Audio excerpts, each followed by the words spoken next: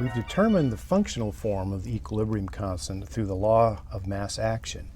Now let's dissect this equilibrium constant to extract some quantitative information from it, because the value of that equilibrium constant tells us a great deal about the balance between the amount of reactants on the left versus the amount of product on the right.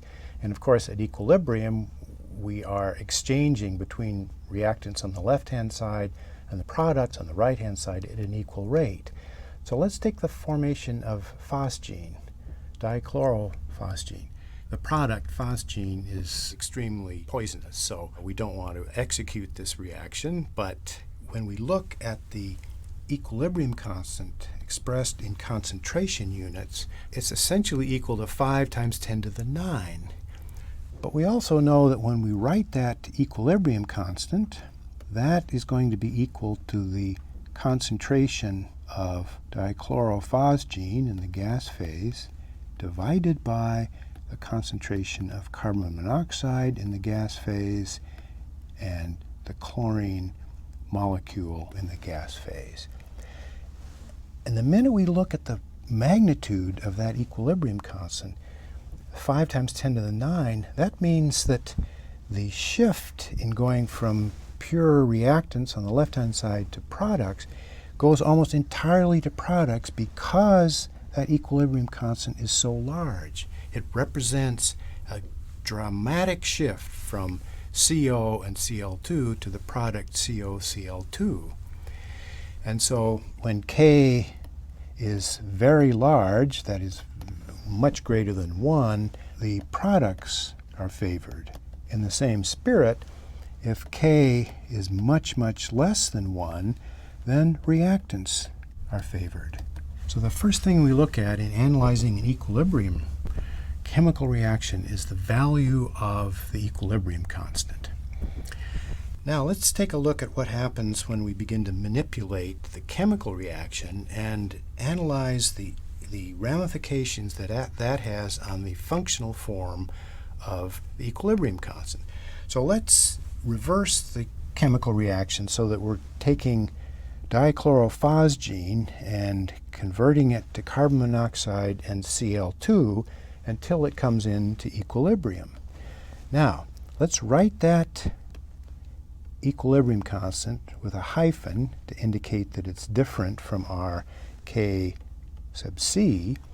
And when we write that equilibrium constant according to the law of mass action, we have that it's equal to the product of the concentration of carbon monoxide times the concentration of Cl2, both in the gas phase, divided by the concentration of the phosgene molecule. But when we look at that and we explore the difference between the equilibrium constant written initially with the equilibrium constant for the reaction written backwards, we immediately recognize that that simply gives us the original equilibrium constant, but the inverse of it. And so the general rule, which applies to all of these reactions, is that if we reverse the reaction, we invert the equilibrium constant. Let's manipulate the equation in a slightly different way. Let's multiply all of the coefficients by a factor of 2. So we have 2 carbon monoxide, 2 chlorines going to 2 phosgene species.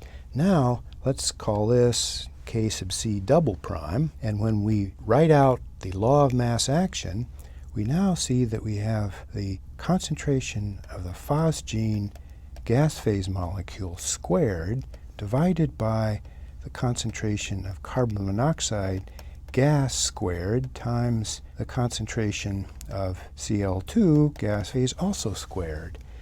That tells us that if we multiply that chemical reaction by a factor of 2, that is, we increase the stoichiometric coefficients by a factor of 2, we have to square the equilibrium constant to provide the right equilibrium for that reaction. So if we multiply the reaction by a factor of 2, we have to square K to calculate correctly.